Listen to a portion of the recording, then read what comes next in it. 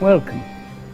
I see you found your way into my humble dwelling, and like most people who cross this threshold, I see you have many questions.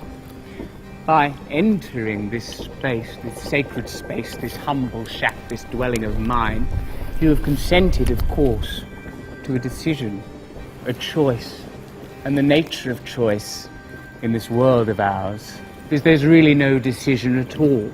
You already know what you're going to do. You see, there are opposing forces. Without femininity, you couldn't have masculinity.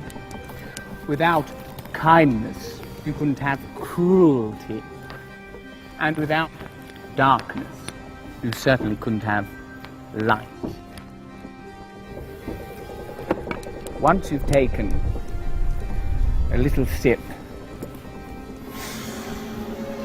of this splendid brew, it smells quite delicious. The world will never look quite the same again. And as I explained to you, you never really had a choice. You seem a little reluctant, a little fearful. Now your expression has changed. You seem almost afeared. That naughty word, fear. Fear the mind killer. Fear the anesthetic of bravery. Cowardice, that turgid slick that contains the mind. Perhaps you need a little encouragement. Perhaps you need my nieces to massage you gently into doing the right thing, because sometimes people make very silly decisions. Ladies, make it a little easier for her. Don't be flustered.